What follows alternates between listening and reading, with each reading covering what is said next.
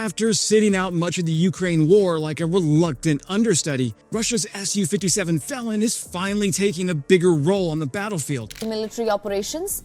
The Russian Defense Ministry has released a video that shows caliber missile strikes from a Russian frigate located in the Black Sea. The night sky over Chernihiv erupted with the roar of supersonic missiles, streaking in at 1,500 miles per hour.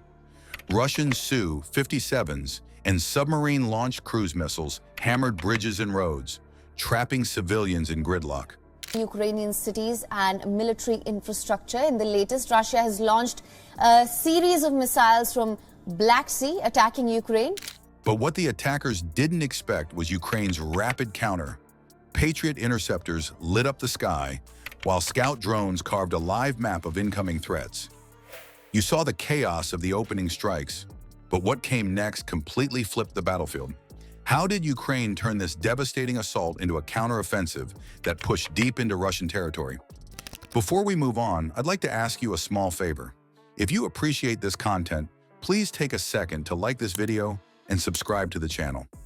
Over 98% of you watch the videos without subscribing. It costs you nothing, but it makes a huge difference to us. So did you click the subscribe button? Great, thank you so much. Now back to the video.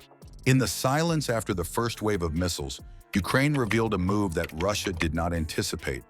For a few moments, the city of Chernihiv stood in shock. Windows rattled in their frames as waves of concussion rolled through the streets. Jets had cracked the sound barrier over the region. Bridges that connected entire districts were severed in seconds, and the steady whistle of GPS-guided munitions ended in blunt detonations that tore through the vital infrastructure. Civilians sprinted to shelters while emergency services rushed out, knowing they could barely keep up. What unfolded was the overwhelming picture Russia had envisioned at the outset. An opponent frozen in panic, unable to answer the speed and precision of the strikes cascading in from every direction. Derivative. Western intelligence already noted back in 2023 that Su-57s were firing long-range missiles. The imbalance was striking. Russia had chosen to throw some of its most advanced pieces into that wave.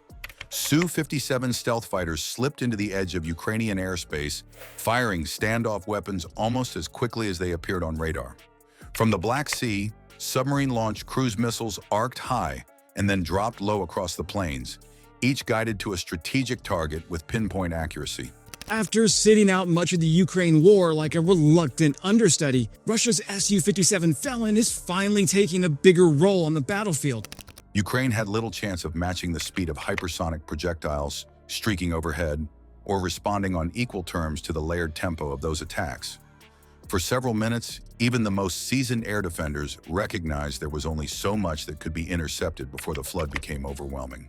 Patriot systems and NASAMS batteries flashed into action, breaking apart volleys in the dark sky, interceptors tracing sharp arcs toward looming threats. Yet the numbers were simply too high. While some missiles shattered midair, others pressed through the net with a momentum that no system could completely block.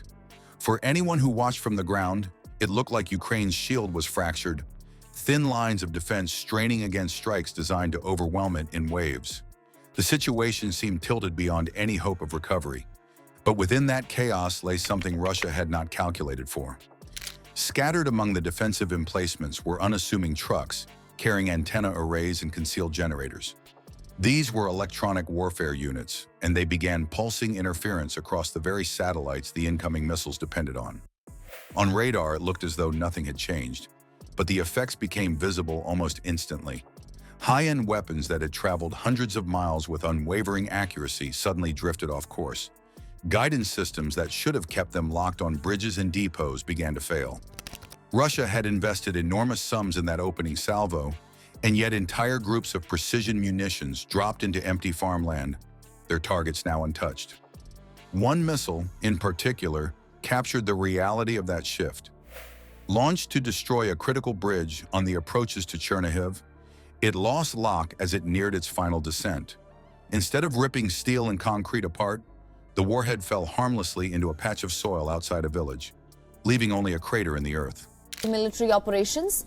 The Russian Defense Ministry has released a video that shows caliber missile strikes from a Russian frigate located in the Black Sea.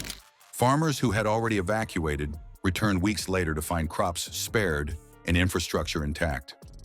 That single failure was a perfect illustration of how Ukraine had taken one of the world's most expensive arsenals and forced it into irrelevance with an invisible wave of disruption. What came after was not hesitation. Underground bunkers linked through hardened fiber and mesh communication networks pushed orders across the defense grid almost instantly. Operators didn't wait for the dust to settle. Instead, within minutes of blunting Russia's strike, commands for offensive action pulsed outward. The line between defense and attack blurred, and Ukraine began using the same momentum to launch its next step. From hidden positions, camouflage trailers slid open. Hangar doors concealed under camouflage netting rolled back. What emerged was not traditional aircraft, but swarms of loitering munitions, kamikaze drones designed for one-way strikes. They hugged tree lines, flew at treetop height, and moved in clusters too numerous and too low for conventional radar to track. What we're seeing here is an extraordinary assault that not only is it a demonstration of Ukraine's ability to innovate. Their engines buzzed faintly against the night air, hundreds of small signals slipping toward Russian territory beneath detection thresholds that had been calibrated for conventional threats. Minutes later, the effects were unmistakable. In Smolensk, fuel depots erupted as drones pierced their thin cladding. Storage tanks burned in unison, black smoke curling above what had moments before looked like secure rear area infrastructure. Ammunition stockpiles followed, detonating in rapid succession until secondary blasts shook the ground. Even the nearby airfield came under attack, its capacity crippled as the swarm struck almost simultaneously across multiple points. Russia's elaborate barrage against Chernihiv had done little more than set the stage for this counterblow.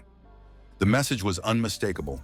This was no longer about withstanding punishment, but about standing back up faster than expected, turning disruption into control, and pushing the battle deep into the enemy's own rear areas within hours rather than days. The strike on Russia's airbase exposed a truth few expected. Overwhelming firepower doesn't guarantee control if defense can shift into offense before the same battle ends. It's a message for Russians that Ukraine can cause severe damage to Russia, deep inside Russia. Ukraine showed that by disrupting guidance, absorbing the impact, and then striking back within hours, timing can outweigh scale. So, what do you think truly reshapes modern warfare? Endless swarms of drones, electronic jamming that bends weapons off course, or next-generation interceptors? Let me know in the comments. Chernihiv and Smolensk proved one fact beyond debate. War no longer stays at the front. It stretches across territory, cyberspace, and far behind hostile lines.